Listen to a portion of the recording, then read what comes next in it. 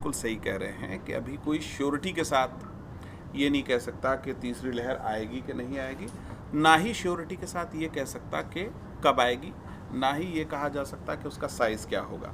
लेकिन डॉक्टर रणदीप गुलेरिया ने अपनी बातचीत में बिल्कुल स्पष्ट किया कि जैसे ही कोविड अप्रोप्रिएट बिहेवियर को लोग कंप्रोमाइज़ करेंगे, मतलब भीड़ भाड़ होने लगेगी या मास्क का उपयोग कम होने लगेगा, तो केसेस की संख्या बढ़ेगी।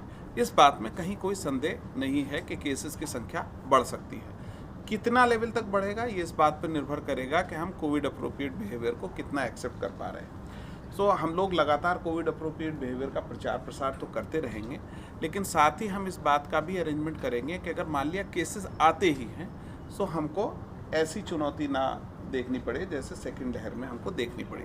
सेकंड लहर में हमारे साथ कई सारी समस्याएं आई, आपकी सबकी जानकारी में है। केसेस बहुत तेज़ी से बढ़े, तेज़ी से बढ़ने के कारण पूरा हॉस्पिटल इंफ्रास्ट्रक्चर कंज्यूम हो गया। लिटरली 100% बेड ऑक्यूपेंसी ज़्यादातर अस्पतालों में रिपोर्ट हुई, और उसके कारण बढ़ने वाली बाकी समस्याएं, जिसमें ऑक्सीजन बहुत दिखता है, लेकिन सबसे इम्पॉर्टेंट इशू होता है कि हमारा जो मैन पावर है वो स्ट्रेस्ड था पूरी तरह से।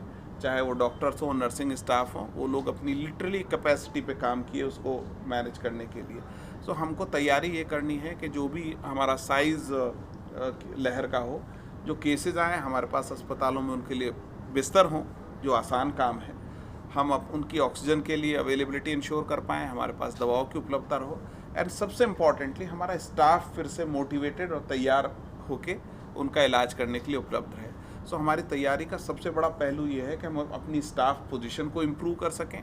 चूँकि हो सकता है बच्चे प्रभावित हों तो उनकी ट्रेनिंग कर सकें, उनको तैयार करने के साथ ट्रेनिंग कर सकें, जो बच्चों के इलाज में इक्विपमेंट एंड मेडिसिन लगती हैं उनकी व्यवस्था कर सकें, और बच्चों के हिसाब से बिस्तर की उपलब्धता कर सकें। इस पे आजकल हमारी पूरी तैयारी चल रही है।